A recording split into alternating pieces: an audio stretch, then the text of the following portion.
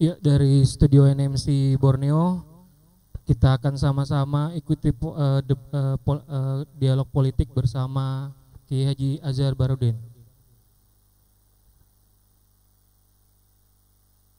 Ya baik, assalamualaikum warahmatullahi wabarakatuh. Selamat malam, salam sejahtera untuk kita semua. Alhamdulillah pada malam ini kita kembali live streaming di fanpage NMC Borneo, di mana kita akan sama-sama seperti biasanya acara reguler kita, yaitu dialog politik bersama narasumber-narasumber yang sangat luar biasa. Dan alhamdulillahnya teman-teman sekalian, pada malam ini kita kembali kedatangan tamu yang spesial, yang luar biasa. Beliau adalah seorang tokoh politik, kemudian juga tokoh masyarakat, dan juga banyak sekali cerita tentang beliau. Justru itu kita akan sama-sama mengenal lebih dekat seorang Kiai Haji Dr. Andes Azhar Baharudin. Baik, pemirsa yang di rumah ya, kami tidak henti-hentinya untuk mengingatkan Anda semua untuk like fanpage kita yaitu NMC Borneo, kemudian juga sukai dan ikuti supaya teman-teman semua di kedepannya tidak ketinggalan acara-acara yang kita selalu sajikan. Baik, mungkin kita sapa dulu Pak Haji, Bang Haji ya, Bang Haji Azhar Baharudin. Assalamualaikum Bang. Assalamualaikum warahmatullahi wabarakatuh. Ya, Bang, terima kasih pertama-tama sudah atas kesediaannya dari Bang Haji untuk bisa jalan-jalan ke studio NMC Borneo. Kami sangat merasa bangga bisa kehadiran Pak Haji di sini. Mungkin langsung saja untuk teman-teman pemirsa di rumah, kita akan sama-sama berdialog santai, kemudian juga sama-sama kita mendengar dan juga berbicara banyak dengan Pak Haji Azhar Baharudin, seperti itu. Sedikit profil beliau adalah Ketua MUI Kabupaten Pasir ya, kemudian juga beliau sebagai MD di Kahmi Pasir, dan juga luar biasanya beliau juga adalah pemimpin Pondok Pesantren Bina Islam. Dan yang paling melekat ke diri beliau justru adalah sebagai politisi aktif di Partai Persatuan Pembangunan. Demikian Pak Haji ya. Ya. Baik Pak Haji, mungkin langsung saja ini Pak Haji, kita pengen tahu karena mungkin dari kebanyakan pemirsa di rumah sudah sedikit jarang bertemu langsung dengan Pak Haji. Kesibukan apa sekarang Pak Haji yang sedang sering dilakukan Pak Haji? Bismillahirrahmanirrahim. Assalamualaikum warahmatullahi wabarakatuh. Alhamdulillah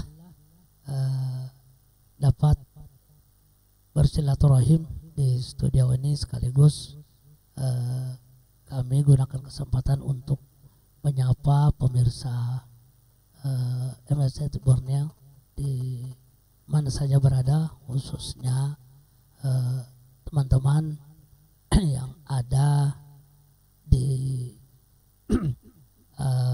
wilayah Kabupaten Pasir umumnya. Saya rasa tidak ada satu hal yang spesial untuk saya lakukan, karena ini memang sudah menjadi tugas rutin kami, bahwa kami sehari-hari itu sebagai pimpinan sekaligus pengasuh Pondok Pesantren Bina Islam sebagai salah satu pondok pesantren tertua di Kabupaten Pasir. Kegiatan kami sehari-hari ya seperti biasa, 1x24 jam senantiasa terus berinteraksi, mengayomi dan bersama-sama dengan para santri kita di dalam rangka proses kegiatan belajar mengajar di lingkungan Pondok Pesantren Bina Islam ini. Itu mungkin salah satu kegiatan rutin kita yang kapanpun dan dimanapun kita berada tidak terlepas dari kegiatan ini.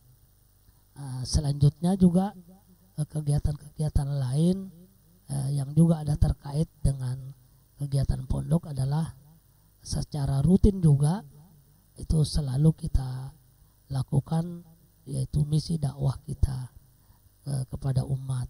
Nah, inilah mungkin juga rutin kita lakukan. Jadi sementara sebenarnya kami tidak ada hal-hal yang spesial, tidak ada hal-hal yang istimewa, karena ini memang sudah menjadi rutinitas kita sehari-hari, terutama dalam kapasitas kami selaku pimpinan pondok dan juga selaku ketua yang tentu yang melatar melatar belakangi pembinaan umat, yaitu selaku Ketua Majelis Ulama Kabupaten Pasir.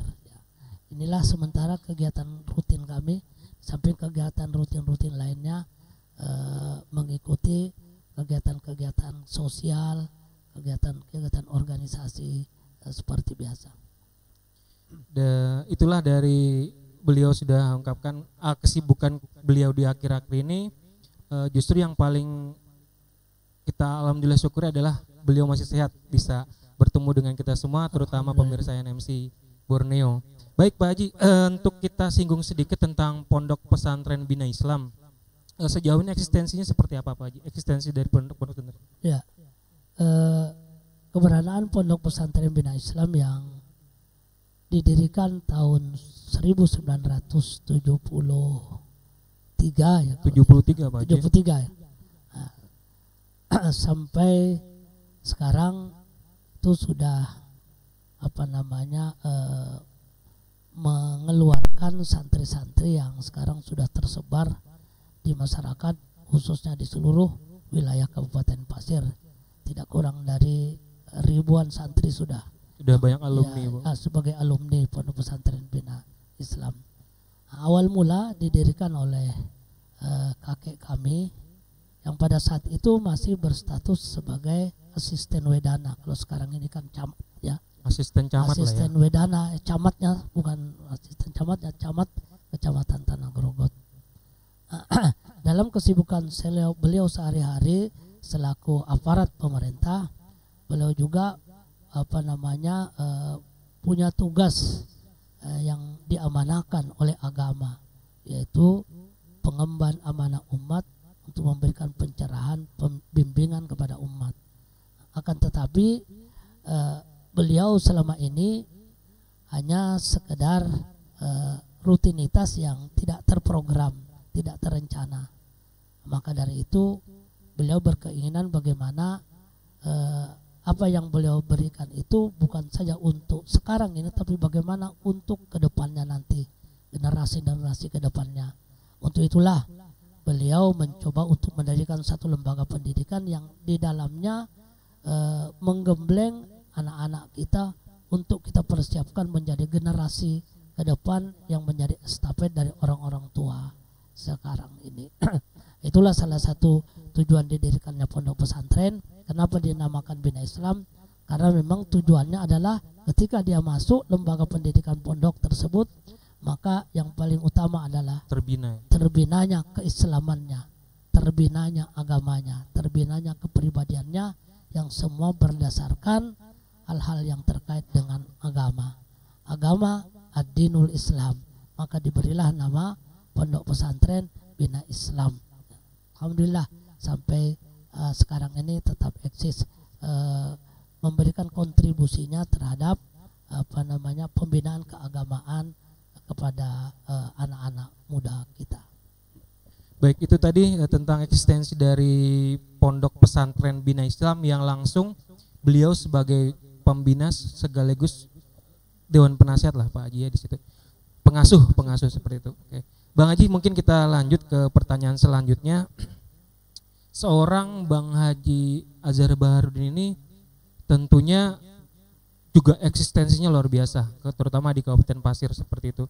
Nah, kita pengen tahu nih Pak Haji, untuk figur-figur yang membentuk sosok Azhar Baharudin ini seperti siapa-siapa aja Pak Haji?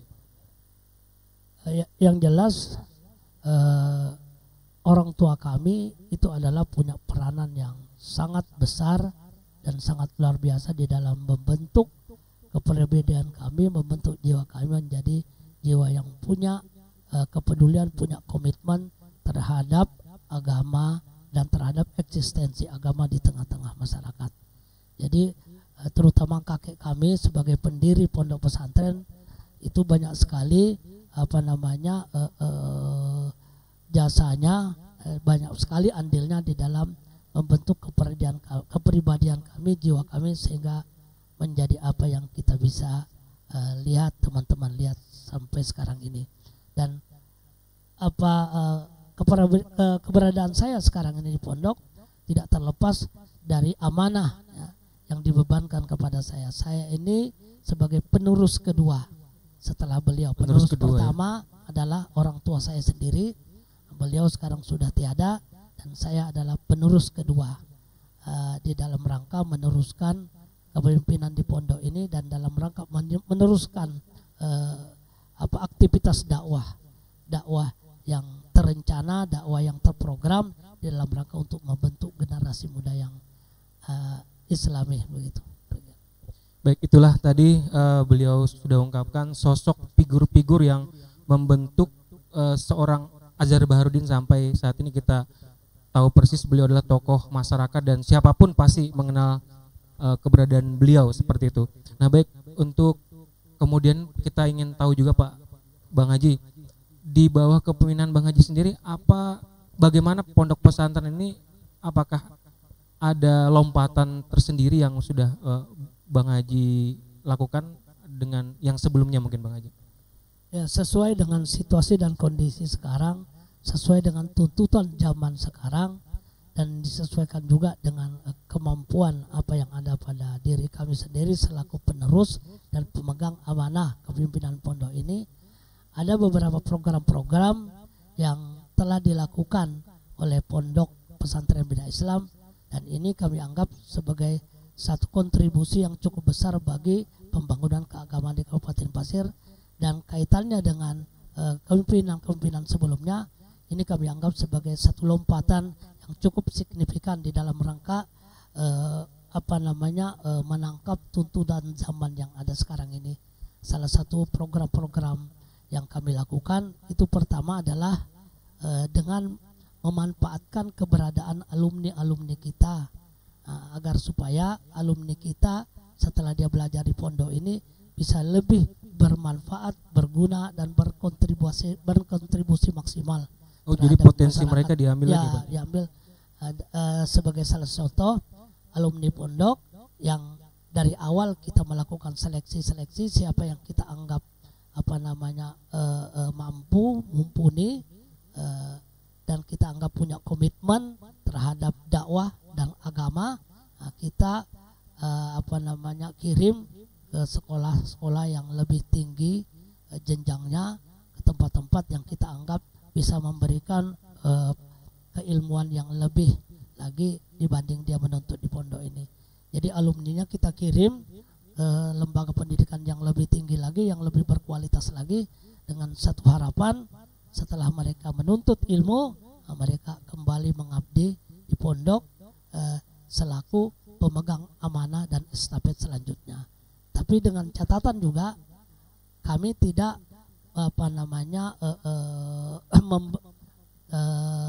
dalam arti bahwa kami tidak membatasi karir dan cita-cita mereka. Setelah mereka selesai dalam pendidikan yang langsung dikirim oleh pondok pesantren, mereka kembali mengabdi, tapi tidak lupa juga mereka juga memperhatikan bagaimana nasibnya ke depan. Kita persilakan berkarir, silakan mau menjadi pegawai negeri, mendaftar sebagai PNS, masih boleh memilih, silakan berkarir di luar, tapi tidak lupa tugas utamanya di pondok selaku alumni yang mengabdi di pondok ini. Jadi kita beri kebebasan untuk berkarya, untuk berkarir, tapi dengan harapan tidak lupa dengan pondok pesantren yang selama ini sudah memberikan kontribusi terhadap mereka dalam hal peningkatan keilmuan mereka. Itu yang pertama, program yang kami anggap lompatan kami yang cukup signifikan. Yang kedua, kita juga memberikan layanan-layanan dakwah di masyarakat dengan mengirim dai-dai kita dari pondok itu sendiri. Nah, inilah paling tidak yang kami lakukan, walaupun dalam skup yang kecil, tapi ya mudah-mudahan paling tidak ini yang bisa dirasakan oleh masyarakat kita. Jauh sebelum program pemerintah, ada istilah gratis, ada istilah pengiriman dai-dai, pendidikan gratis dan sebagainya.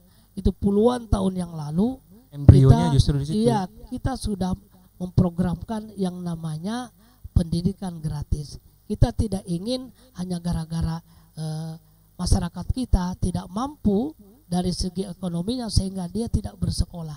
Tidak ada alasan anak-anak kita putus sekolah hanya karena faktor ekonomi.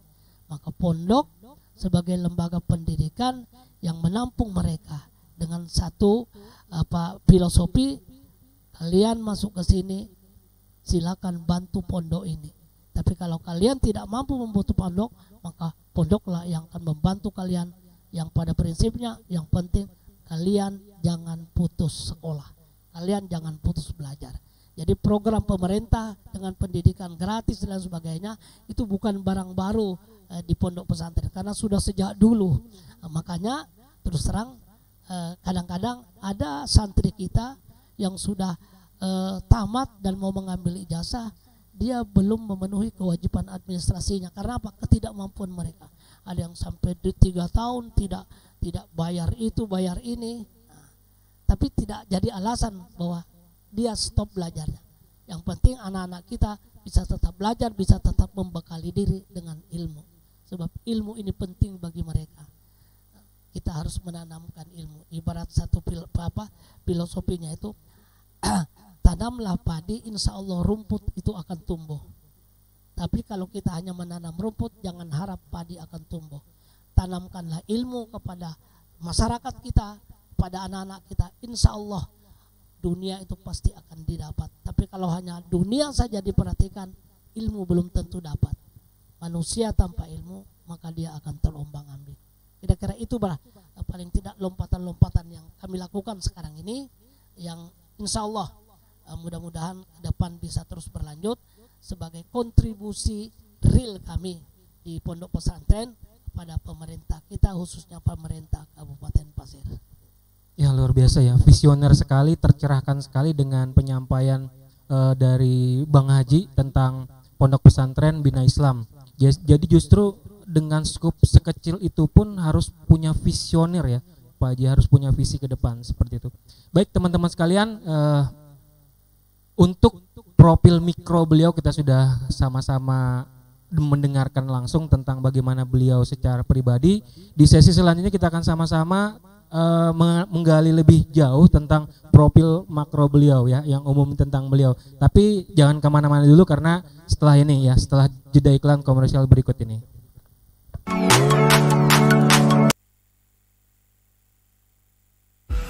Teman-teman sekalian, kita simak yuk informasi penting tentang COVID-19. Check this out.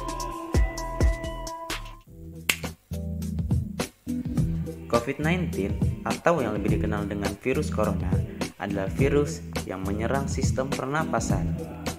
Menurut para ahli, virus corona tidak tersebar melalui udara, melainkan kontak langsung terhadap sesuatu yang disentuh oleh organ tubuh kita, menghirup percikan ludah atau bersin, kemudian memegang mulut atau hidung tanpa mencuci tangan terlebih dahulu. Segera ke dokter bila mengalami gejala infeksi, ketika suhu tubuh 38 derajat Celcius, batuk, dan sesak napas. Laporkan diri Anda ke tenaga medis atau rumah sakit untuk mendapatkan perawatan intensif.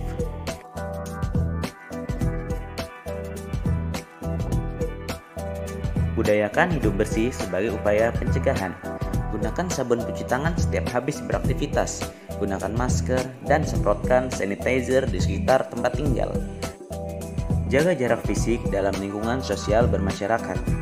Upayakan melaksanakan pekerjaan yang tidak berinteraksi dengan orang banyak sebagai upaya memutus penularan dan penyebaran COVID-19 atau virus corona. Ayo sama-sama kita perangi virus corona. Patuhi arahan pemerintah dan jaga kebersihan. Tetap di rumah kecuali urusan penting. Hindari berkumpul dalam kondisi apapun dan tunda seluruh perjalanan keluar daerah. Terima kasih. Iklan layanan ini dipersembahkan oleh Triad Sedurengas dan NMC TV. Ya, baik pemirsa di rumah yang masih di depan gadgetnya, di depan layar monitor CPU-nya, masih kita bersama Bang Haji Azhar Bahrudin di sini di NMC Borneo, dan kita akan sama-sama saling berbincang dengan beliau. Dan di sesi ini kita lebih ke umum ya, profil umum beliau Dan kita mulai aja Pak Haji ya tentang sesi kedua ini. Sorry to say, Pak Haji, kita kan tahu persis di akhir 2019 kemarin ya, Pak Haji sempat digadang-gadangkan berpasangan dengan salah satu ya politisi besar juga, yaitu kita sebut saja Ayahanda Haji Kaharudin seperti itu. Ceritanya gimana itu Pak Haji di saat itu? Ya terus terang, kalau secara pribadi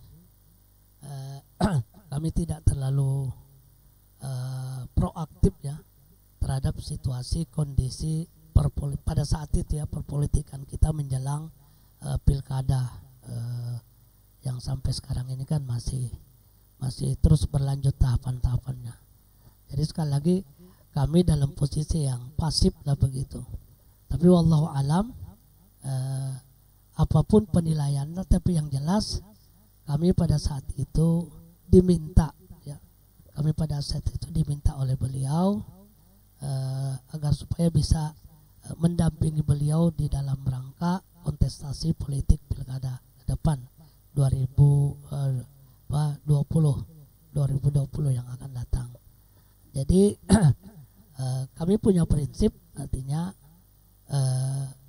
yang penting bagi kita adalah tidak meminta, tidak terlalu terobsesi pada petunjuk dari agama kita, petunjuk dari junjungan kita Nabi Muhammad SAW. Ya, janganlah pilih pemimpin yang terlalu terobsesi, ya, terlalu punya keinginan yang kuat untuk meminta jabatan, untuk menjadi itu, menjadi ini dan lain sebagainya. Tapi jangan juga pilih pemimpin yang ketika dia dimintai amanah, diberi amanah, dia menolak, dia tidak mau. Jadi pada prinsipnya bagi kami pantang tolak tugas dan pantang tugas tak terselesaikan. Jadi ketika kami diminta sesuai dengan kemampuan kami yang ada dan kami menghargai kepercayaan yang diberikan kepada kami, maka dengan bismillah kami terima tawaran tersebut. Apalagi tentu yang lebih penting dari itu, tawaran dari orang yang memang selama ini sudah kita kenal bersama.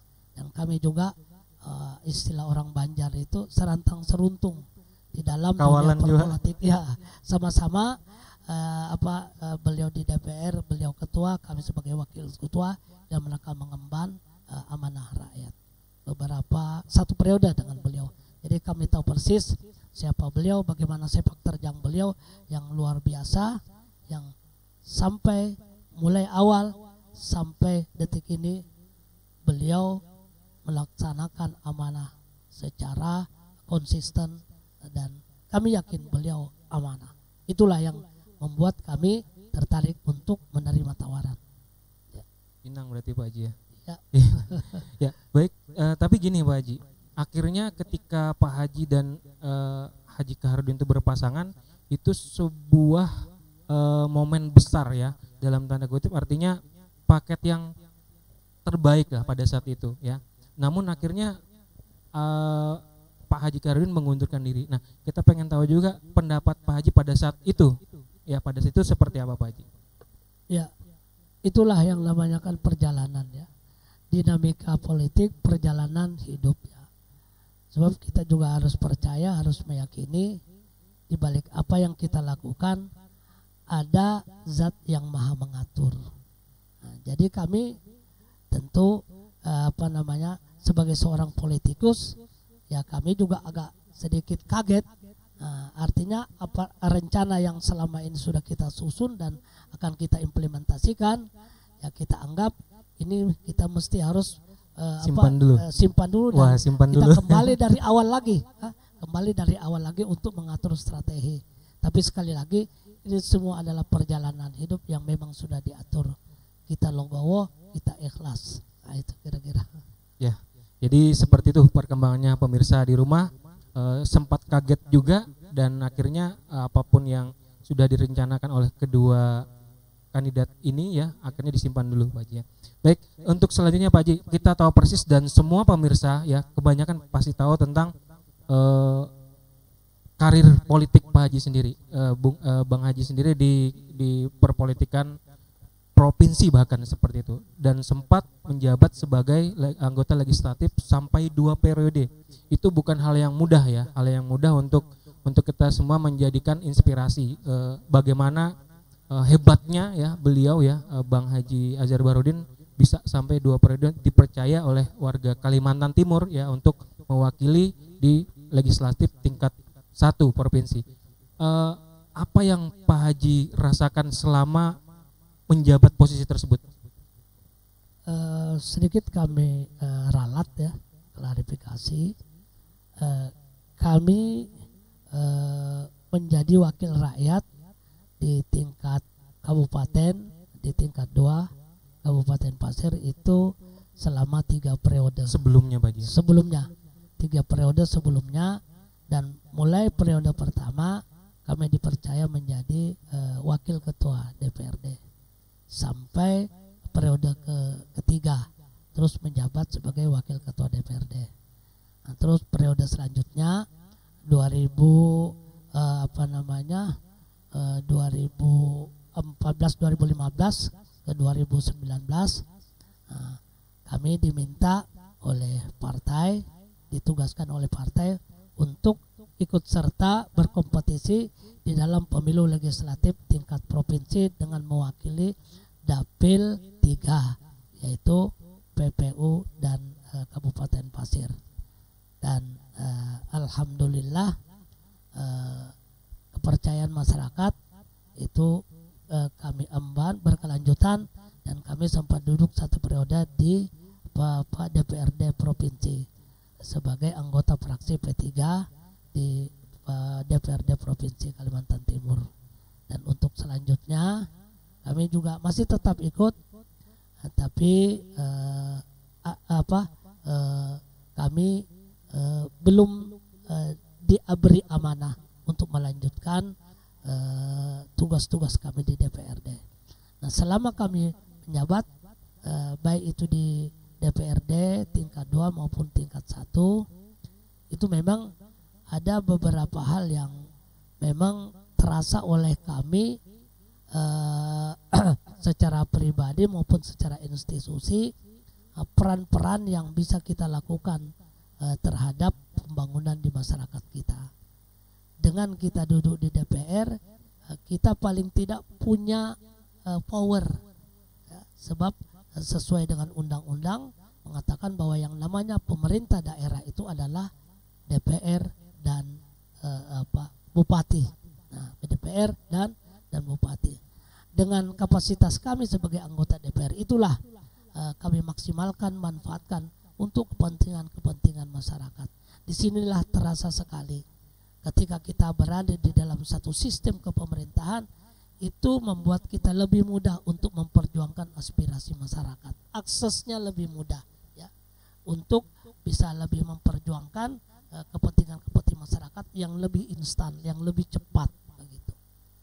Walaupun mungkin ada prosedur yang mesti harus kita jalani, tapi yang jelas kemudahan itulah yang kami rasakan dalam rangka untuk memperjuangkan aspirasi masyarakat. Yang jelas kita manfaatkan politik ini untuk sebesar-besarnya kepentingan masyarakat, dan itu sangat terasa sekali ketimbang kami pada saat itu sebelum di DPR hanya aktif sebagai seorang politikus di luar parlemen. Itu akan jauh lebih berbeda ketimbang kita berada di dalam parlemen itu sendiri. Karena apa? Karena ada kemudahan-kemudahan yang diberikan baik itu oleh masyarakat maupun oleh pemerintah sendiri di dalam rangka untuk menjalankan tugas dan fungsi daripada parlemen itu sendiri. Saya rasa itu satu hal yang kami betul-betul rasakan manfaatnya ya. Terlepas daripada manfaat politik, tapi yang jelas kami sangat merasakan sekali manfaatnya di dalam rangka untuk memperjuangkan kepentingan dan aspirasi masyarakat. Ya, baik, itu yang coba beliau gambarkan ya, tentang bagaimana ketika kita berada dalam lingkaran kekuasaan akses lebih mudah untuk kemaslahatan umat seperti itu. Bang Haji ya. Kita juga pengen tahu nih Pak Haji, Bang Haji, dari sisi lain ya. Di 2019 kemarin itu terjadi penurunan performa dari Partai Persatuan Pembangunan. Dari kacamata Pak Haji melihat seperti apa itu, Bang Haji? Ya, ini kami menganggap satu hal yang lumrah, satu hal yang biasa sebenarnya, dan yang namanya dinamika politik itu kan fluktuatif sekali sifatnya, turun naik lah begitu, dan juga itu banyak juga dipengaruhi oleh pola pikir masyarakat kita melihat bagaimana sebenarnya, terutama ketika kita berada di dalam satu pesta demokrasi pemilu. Jadi salah satu hal yang menyebabkan turunnya sedikit performa itu di samping mungkin wallahu alam bisawab, samping mungkin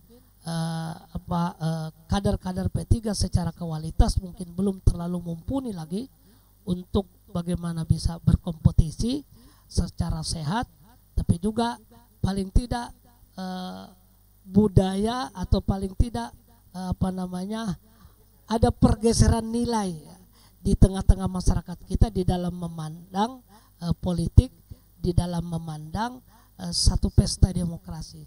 Dianggapnya pesta demokrasi itu sebagai satu kesempatan, pesta benaran. Ya, pesta benaran di dalam rangka untuk memanfaatkan momen-momen tersebut. Nah, itulah mungkin yang salah satu faktor ya. Walaupun faktor-faktor lain banyak, terus terang tidak terlepas juga faktor bagaimana situasi gonjang-ganjing internal di partai sendiri, terutama sangat terasa sekali. Itu bukan ada juga, tapi memang terasa sekali bagaimana tsunami politik yang luar biasa, terjun bebasnya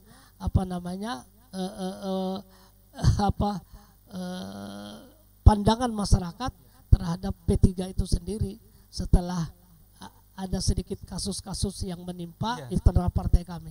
Itu salah satu faktor yang cukup menentukan bagaimana turunnya performa Partai Persatuan Pembangunan yang berimbas kepada kader-kader itu sendiri.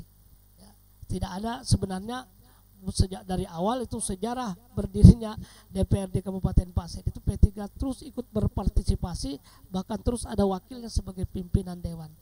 Tapi baru periode ini yang betul-betul terjun bebas. Tentu tidak terlepas dari dinamika politik dan perubahan pola pikir masyarakat kita. Kita berharap bahwa pesta demokrasi ke depan, apakah itu pemilu legislatif atau pemilu kada, bisa menjadi pembelajaran bagaimana kita berdemokrasi yang baik, berdemokrasi yang beradab, demokrasi yang santun. Itu yang paling penting yang perlu kita evaluasi lagi ke depan untuk memberikan pendidikan yang baik kepada masyarakat kita. Jangan sampai pesta demokrasi ini, apakah itu pilkada atau itu pemilu legislatif, dijadikan sebagai satu ajang dalam tanda petik untuk mencari kesempatan, memanfaatkan ya kesempatan sesaat tanpa melihat bagaimana ke depannya nanti. Jadi memang dari pribadi Pak Haji sudah menemukan faktor-faktor tersebut yang mengakibatkan Partai P3 sendiri sempat terjun bebas, dan itu mungkin menjadi batu lompatan kembali. Mudah-mudahan P3 kembali eksis lagi di kancah perpolitikan Kabupaten Pasir. Ya, baik. Selanjutnya nanti kita akan bincang-bincang lebih jauh tentang dengan Bang Haji Fazar ya. Kita break sebentar ya untuk teman-teman, karena setelah ini kita akan sama-sama membahas tentang bagaimana pandangan politik beliau ya di dalam ajang pilkada pada 2020 ini. Untuk itu kita akan sambung lagi.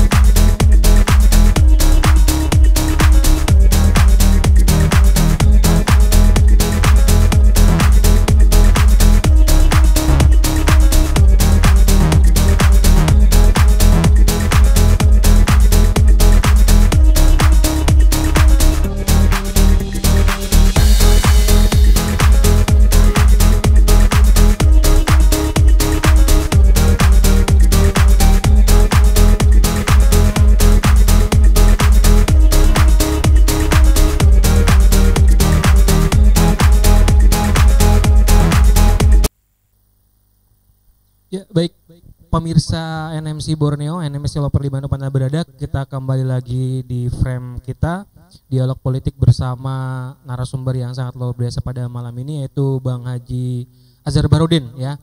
Dan tidak lupa kita ingatkan kembali kepada teman-teman di rumah untuk like fanpage kita yaitu NMC Borneo, kemudian like juga IG kita, IG Instagram kita, dan juga DM. Dan tidak lupa juga kita ingatkan untuk subscribe, like, and share channel YouTube kita yaitu NMC Borneo. Baik Pak Haji, sampailah kita pada sesi terakhir di mana tentunya masih banyak yang kita akan tanyakan dan kita diskusikan dengan Bang Haji Azhar di sini. Mungkin langsung pertanyaan selanjutnya Bang Haji. Bukan rahasia umum ya, Bang Haji juga ada kedekatan baik itu emosional ya, kemudian juga kedekatan lahiriah juga dengan pemimpin kita yang sekarang yaitu Bapak Haji Yusuf Sarkawi. Sedekat apa seorang Azhar Bahrudin dengan beliau? Ada mungkin dua faktor ya yang melatar belakangi kedekatan kami dengan beliau, baik itu selaku Bupati Kabupaten Pasir maupun secara pribadi yang memang selama ini kami cukup akrab dengan beliau ya, di dalam keseharian di luar tugas-tugas pemerintahan beliau.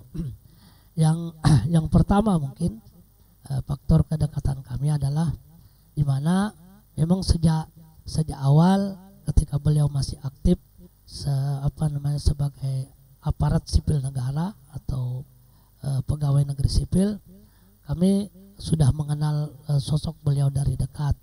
Beliau adalah seorang pekerja keras, beliau adalah seorang yang kami anggap sangat familiar, cepat tanggap dengan situasi kondisi yang ada pada saat itu. Dan kami juga dulu kira-kira puluhan tahun yang lewat selaku generasi muda yang cukup aktif di dalam dunia keorganisasian. Terutama kami aktif sebagai dai yang selalu berinteraksi dengan masyarakat. Nah, kami akrabnya dengan beliau sering ketika acara-acara resmi misalnya kami ada di sana, kami diberi amanah untuk menyampaikan dakwah. Nah, disitulah kami mengenal beliau, sudah terjalin silaturahim, keakraban dengan beliau selaku pribadi. Pada saat beliau selesai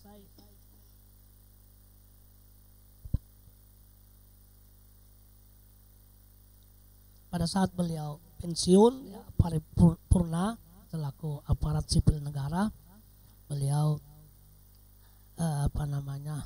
terjun ke politik ya, politik praktis begitu. Kebetulan saya juga sudah aktif juga di politik sebagai anggota partai, maka disitulah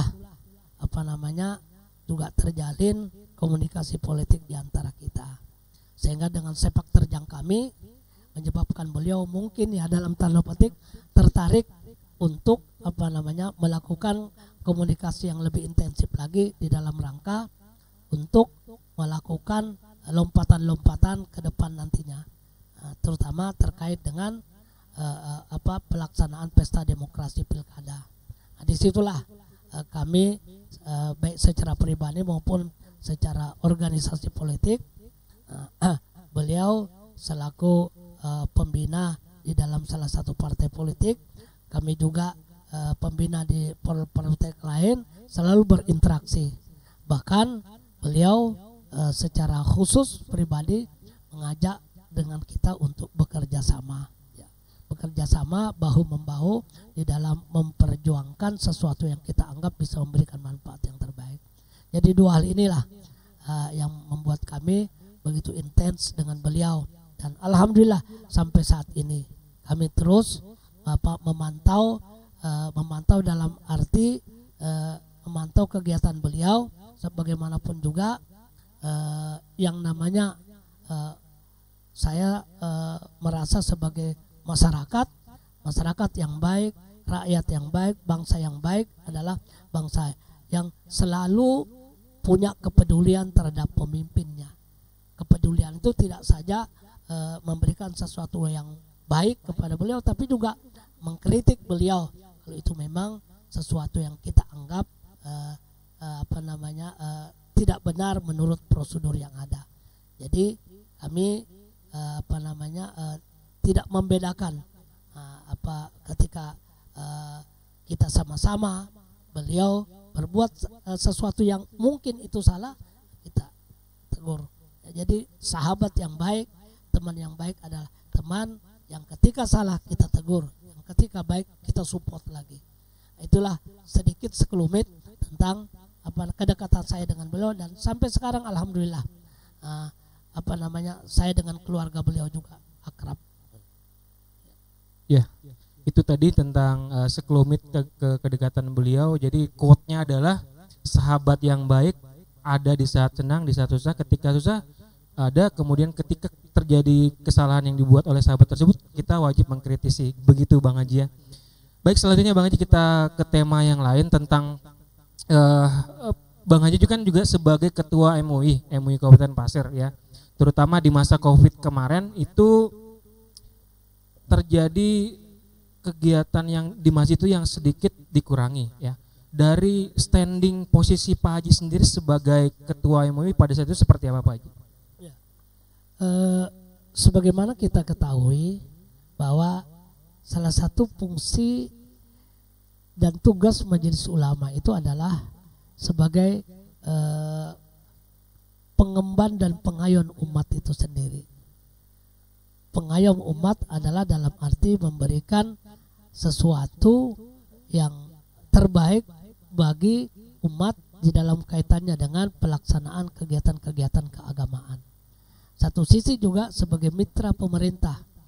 Bagaimanapun juga ketika ada sesuatu yang terkait dengan persoalan-soalan keagamaan, maka pemerintah sebagai mitra Majelis Ulama tentu selalu melakukan koordinasi dengan Majelis Ulama.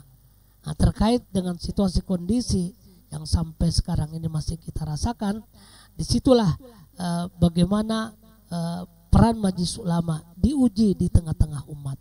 Bagaimana satu sisi harus berada di garda terdepan di dalam memberikan bimbingan kepada umat kita, memberikan sesuatu kepastian hukum agama kepada umat, tapi di sisi lain dia juga sebagai mitra pemerintah yang harus berdiri di tengah-tengah. Yang satu sisi dia harus membantu pemerintah bagaimana sebaiknya. Sebab jangan sampai pemerintah itu salah langkah di dalam membuat kebijakan-kebijakan yang terkait dengan persoalan-persoalan syariat, karena riskan agama. Karena riskan ya. Kalau mungkin kita salah di dalam melakukan aturan kenegaraan, yang paling banter mungkin kita mendapatkan sanksi keduniaan. Tapi kalau kita salah di dalam menerapkan, salah di dalam membuat kebijakan hukum agama, maka itu paling tidak ada dua yang akan kita dapatkan sanksi. Sanksi di dunia kita akan mendapatkan cemoohan dari umat, tapi sanksi di akhirat itu akan mendapatkan balasan dari yang serba maha.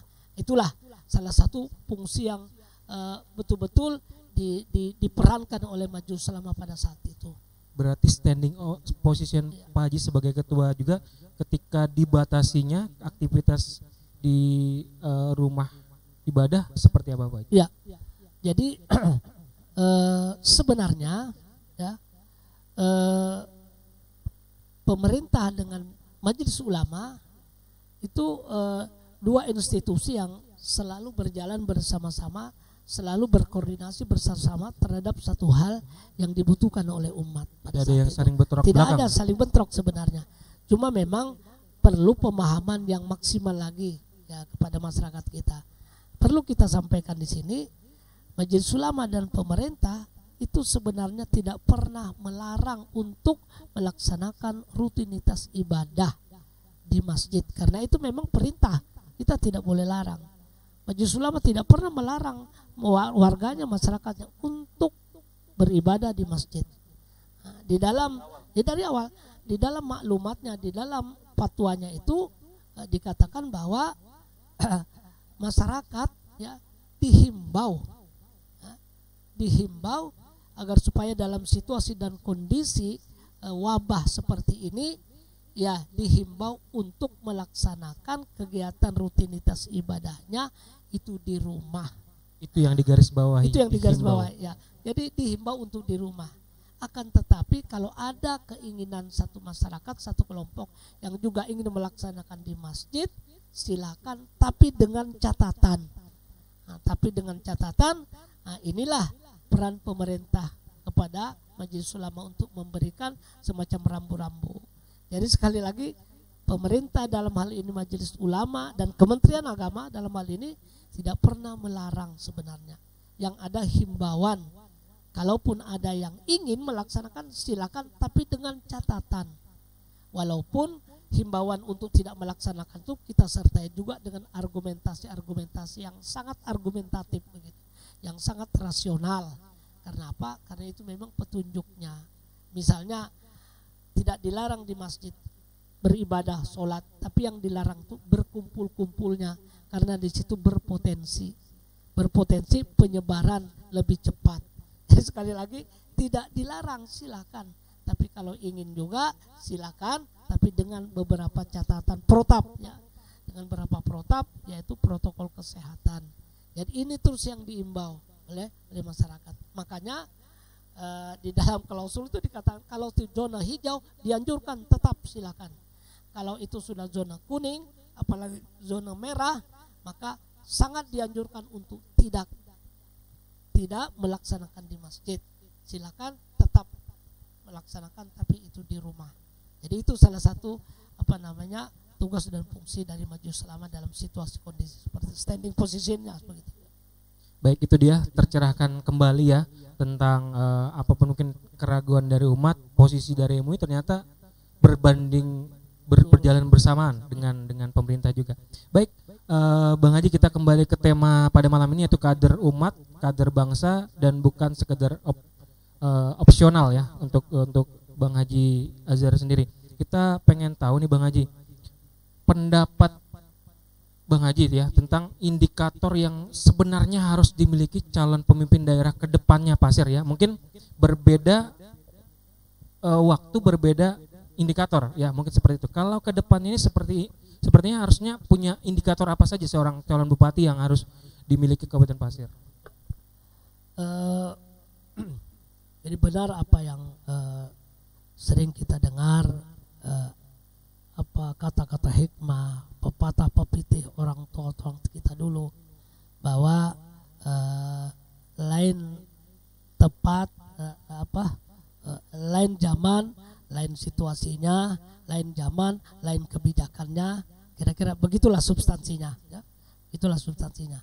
Nah, kita melihat situasi sekarang ini, kita tidak saja membutuhkan pemimpin yang punya keinginan kuat ya, punya keinginan kuat untuk membangun satu masyarakat, tapi juga kita harapkan dia punya di samping keinginan yang kuat untuk membangun masyarakat, membangun daerah, tapi juga kita ingin melihat pemimpin yang punya kecerdasan intelektual dan spiritual. Itu yang paling penting saya rasa. Nah, itu saya rasa satu hal yang paling signifikan dalam situasi indikator ya. Jadi ada kecerdasan. Sampai kita diperlukan kebijakan-kebijakan di dalam situasional sekarang ini. Kita kalau soal orang pintar, pemimpin atau bakal pemimpin yang pintar sudah banyak. Tapi pemimpin yang benar, pemimpin yang jujur, dan pemimpin yang punya niat ikhlas luar dalam, itu yang sekarang kita butuhkan dalam situasi kondisi sekarang ini. Nah, saya rasa itu hal yang perlu. Maka dari itu kita sering menghimbau kepada masyarakat ya, bahwa jadikan ajang pesta demokrasi kita ini, apakah itu pilkada, apakah itu legislatif, sebagai pembelajaran bagi kita bagaimana kita memandang, mensikapi situasi ini, bagaimana kita memilih seorang pemimpin yang bisa diharapkan betul-betul menjalankan amanah yang diberikan. Kita tidak ingin ada istilah masyarakat nanti menyesal di kemudian hari, janji tinggal janji, Andre Dodomu, janji taroe dan lain sebagainya. Kita tidak ingin kata-kata ini sering datang belakangan ya, setelah terpilih seorang pemimpin. Kita tidak ingin demikian. Jadi kita ingin betul-betul memilih seorang pemimpin yang punya kecerdasan intelektual dan kecerdasan spiritual. Jadi bisa balance lah begitu. Jadi sehingga dia bisa melihat situasi dan kondisi itu betul-betul cermat begitu. Saya rasa itu yang paling penting. Kita butuh orang pintar, tapi kita lebih butuh lagi orang yang benar, orang yang jujur. Sebab sesuatu yang baik itu belum tentu benar, sesuatu yang benar itu belum tentu baik. Nah, inilah yang harus dicermati betul-betul oleh masyarakat, dan perlu sekarang ini kita sosialisasikan, kita cerahkan masyarakat kita bagaimana cara memilih pemimpin yang baik. Harus masif gitu, harus masif lah begitu ya. Jangan sampai dari awalnya salah, prosesnya salah, pasti endingnya juga pasti akan salah juga. Iya, logisnya begitu. Kalau dalam bahasa agamanya, kalau diawali sesuatu yang tidak benar, maka jangan harap barokah Allah. Ya, ini. Kalau sudah tidak ada barokah Allah, sebanyak apapun anggaran yang kita miliki, yang kita hasilkan dari APBD, dia tidak akan bisa memberikan manfaat yang maksimal. Karena apa? Barokahnya tidak ada. Lau anna ahlal qura amanu wattaqau lafatahna alaihim barakatim minas samai wal ardh. Sekiranya penduduk negeri itu beriman. Nah, jadi apapun yang kita lakukan dasarnya harus iman. Ya, memilih pemimpin, lihatin dulu pemimpin itu yang bagaimana. Harus memilih pemimpin dengan hati nurani dengan iman maksudnya. Kalau hanya dengan nafsu sesaat, memanfaatkan momen dan lain sebagainya. Inilah makanya sekarang ini mungkin terlalu berlebihan kalau saya katakan ya, sekarang ini pemerintah kita seolah-olah tidak terlepas dari musibah demi musibah. Ini pertanyaan besar. Kenapa? Ada apa? Ada apa sebenarnya? Ada apa? Dulu anggaran sedikit, tapi cukup saja untuk membangun masyarakat kita. Sekarang anggaran lebih banyak, malah terlalu banyak masalahnya. Apalagi ada istilah terlalu banyak dusta di antara kita. Nah, inilah yang membuat bagaimana sebanyak apapun APBD kita, triliunan APBD kita, tidak akan membawa banyak manfaat barokah. Jadi mumpung ada waktu berbenahlah pada saat ini. Iya, saya rasa itu kita perbaiki betul pola pikir dan cara pandang masyarakat kita. Maka itu berat Pak Haji ya. Berat tapi bisa. Iya, kita harus optimis. Kalau kita mau, insya Allah kita bisa. Baik, untuk menjaga optimisme seluruh masyarakat Kabupaten Pasir Pak Haji, kita kan sudah tahu persis bursa ya yang sudah berseliweran di pencalonan ini Pak Haji. Untuk menjaga optimisme, adakah sosok-sosok yang tidak perlu sebut nama, artinya kita menjaga optimisme saja, adakah sosok-sosok tersebut yang sudah terwakili minimal 50% atau 70% dari apa yang Pak Haji ungkapkan tadi? Saya sebenarnya bukan kapasitas saya sebenarnya untuk membuat semacam kriteria analisis atau bahkan mungkin penilaian ya. Tapi saya berharap siapapun dia, siapapun mereka, siapapun pasangannya, kita berharap jaga niatnya. Itu yang paling penting. Nawaitunya. Untuk apa kamu ikut menjadi kompetitor di dalam pesta demokrasi pilkada ini? Saya rasa itu yang paling penting. Nawaitunya. Sebab dari nawaitu itulah insya Allah Allah Subhanahu wa Ta'ala akan senantiasa membimbing kita untuk senantiasa bisa membuat lompatan-lompatan yang baik yang bisa diharapkan pembangunan itu bermanfaat bagi seluruh masyarakat kita. Jadi sekali lagi kami tidak berani membuat satu penilaian takut ya, menjadi statement ya, takut menjadi statement. Tapi itulah tadi, siapapun dia, yang penting kita husnuzon kepada teman-teman yang ikut, yang ingin ada keinginan untuk ikut serta, kami sambut dengan bismillah siapapun mereka. Tapi hanya pesan kami, pasang niatnya, sebab niat inilah yang jadi penilaian kita ke depan nantinya. Niat ini terus akan dijaga ya. Kalau kita dalam proses pelaksanaan pemerintahan ke depan, kalau kita senantiasa mengingat langkah awal kita, insya Allah pasti akan terjaga ya. Insya Allah pasti akan terfilter ya segala sesuatu yang mungkin ada keinginan nafsu kita untuk melakukan kepentingan yang sifatnya pribadi dan sebagainya. Jadi nawaitu kita itu yang paling penting, saya rasa. Luar biasa. Jadi beliau jelas ya mencerahkan bahwasanya tidak ada sebenarnya sosok yang sempurna, Bang Haji ya. Cuman tergantung niat, insya Allah keberkahan itu diterimakan oleh semua masyarakat nanti ke depannya seperti itu. Baik, akhirnya seperti ini Pak Haji. Kerinduan masyarakat ya terhadap sosok Bang Haji Azhar akhirnya dituangkan ya dalam bentuk analogi baru di bursa ini, sampai akhirnya Pak Haji dipasangkan ke sosok seseorang lah. Mungkin, nah kita pengen tahu apakah memang terjadi komunikasi dengan seseorang tersebut atau memang itu cuman bentuk dari kerinduan dari para penggemar dalam tanda kutip dari Bang Haji Azhar Baharudin. Saya juga tidak memungkiri ya, bahwa dengan keberadaan kami ini ya, dengan keberadaan baik secara pribadi maupun secara institusi, tidak kami pungkiri bahwa dalam tanda petik ya memang ada komunikasi politik lah begitu, memang ada. Jadi sekali lagi ya saya berfilosofi ya, kita lihatlah saya ikut air mengalir saja. Yang jelas ketika saya diberi amanah, saya tidak menolak, tapi saya tidak terobsesi sehingga melanggar aturan-aturan yang ada ya, aturan-aturan atau adab-adab yang ada ya, yang membuat kita secara pribadi itu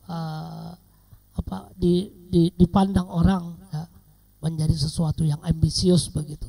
Sekali lagi ya, tidak saya pungkiri memang ada komunikasi. Siapa sih yang tidak ingin jabatan ya? Semua orang. Kita tidak usah munafik.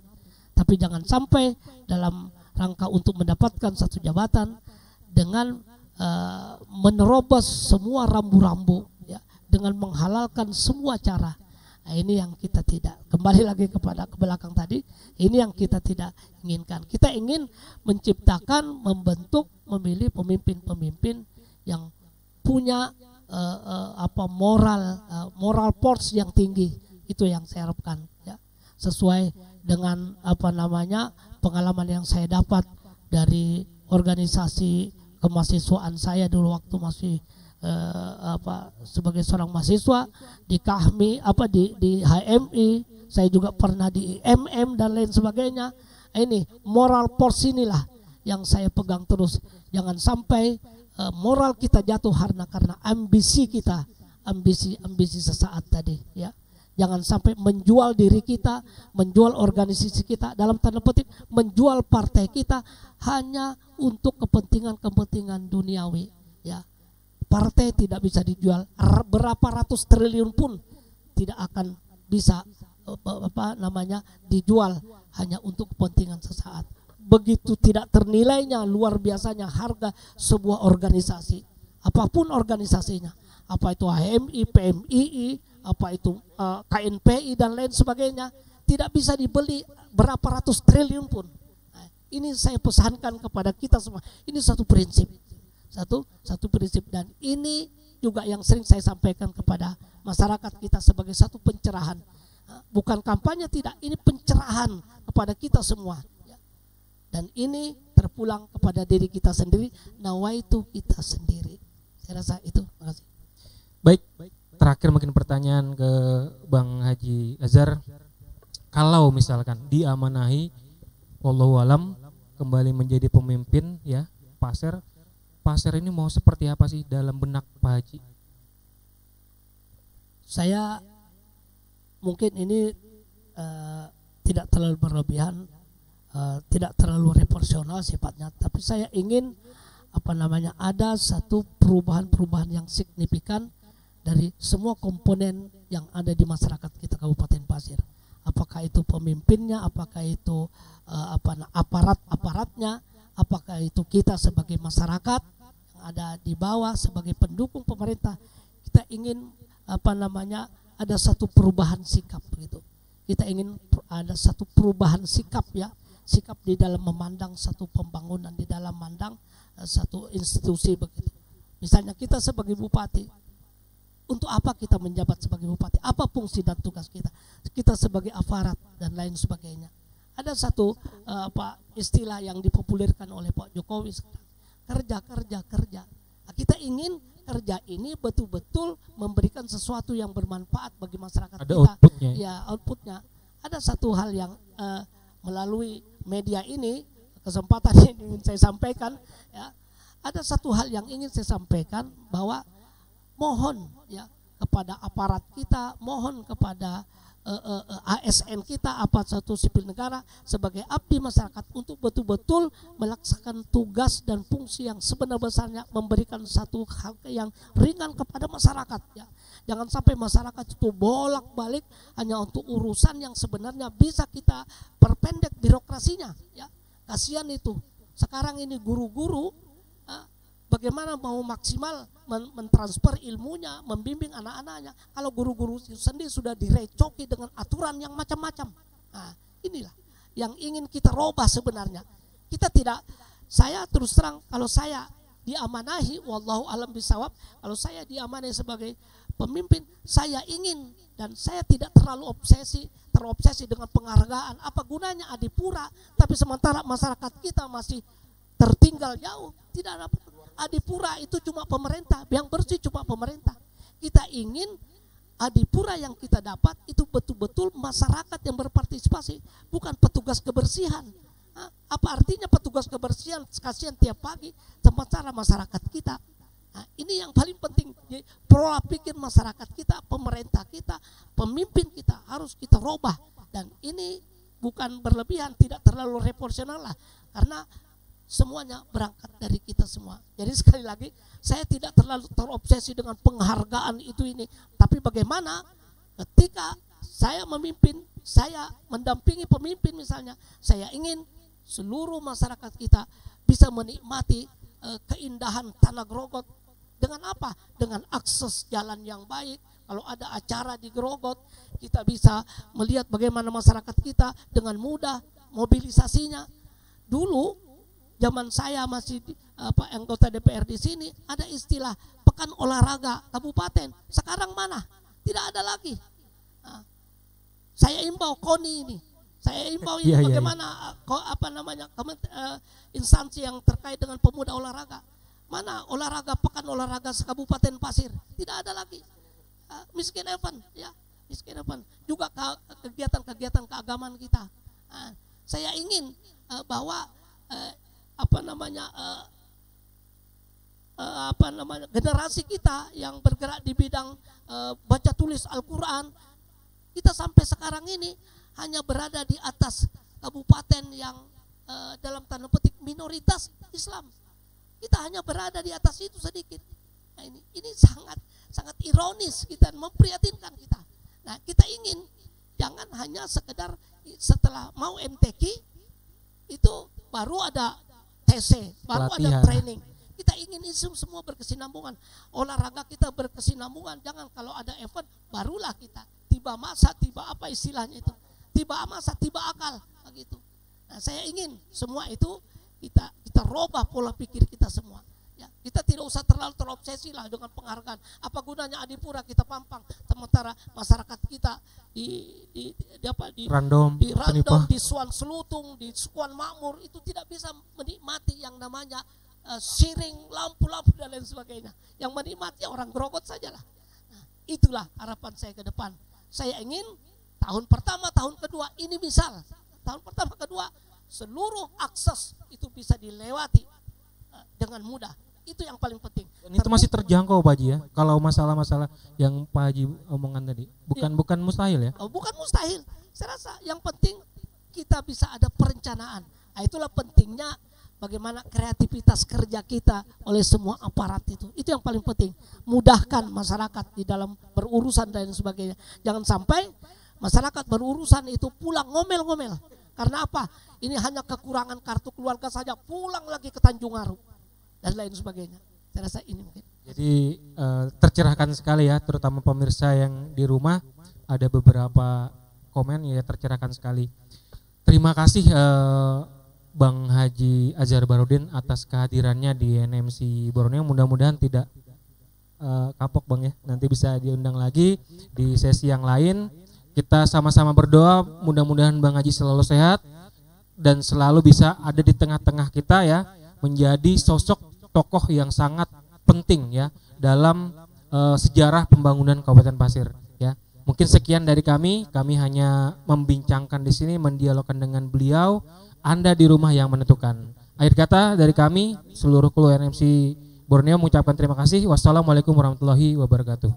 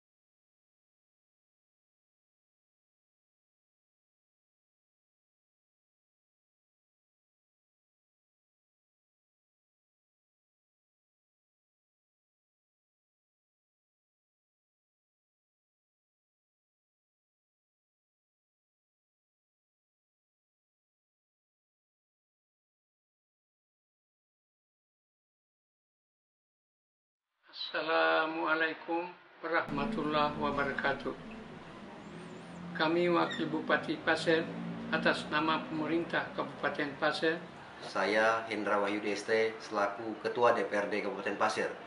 Saya Letnan Kolonel Komseni Widya Wijanarko selaku Komandan Kodim 0904 Tanah Grogot. Saya M. Sarip sebagai Kepala Kejaksaan Negeri Pasir. Saya Budi Haryanto, Sarjana Hukum, Magister Hukum, Ketua Pengadilan Negeri Tanah Grogot. Saya Abdul Qayyum Rashid, Ketua KPU Kabupaten Pasir. Saya Aprianto Abdullah, Ketua Bawaslu Kabupaten Pasir. Saya nama Muhammad Mas'ud Liman, Sekretaris Forum Kerukunan Umat Beragama Kabupaten Pasir. Menyampaikan selamat Hari Bayangkara ke-74. Semoga Polri semakin dicintai masyarakat dan semakin profesional. Mengucapkan kepada seluruh keluarga besar Polres Pasir. Mengucapkan selamat Hari Bayangkara ke-74. Selamat Hari Bayangkara ke-74. Selamat Hari Bayangkara yang ke-74. Mengucapkan selamat Hari Bayangkara ke-74. Mengucapkan selamat Hari Bayangkara yang ke-74.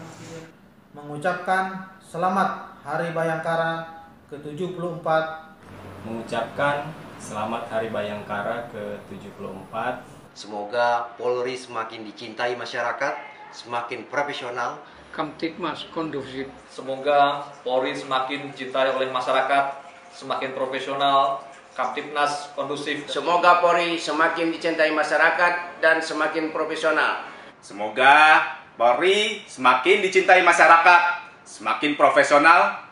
Kamtibnas kondusif dan masyarakat semakin produktif. Mengawal demokrasi di Kabupaten Pasir. Terima kasih atas dedikasi kepolisian Republik Indonesia dalam mengawal demokrasi, khususnya dalam pencegahan COVID-19 di Kabupaten Pasir ini. Semoga Polri semakin jaya. Polri jaya. Polri yes. Semoga Polri selalu jaya. Mudah-mudahan Kabupaten Pasir ke depan menjadi Kabupaten Pasir yang sehat atas bantuan dari bapak-bapak dari Kepolisian Republik Indonesia yang bertugas di Kabupaten Pasir. Saya kira itu, terima kasih. Billahi taufiq wal hidayah. Assalamualaikum warahmatullahi wabarakatuh.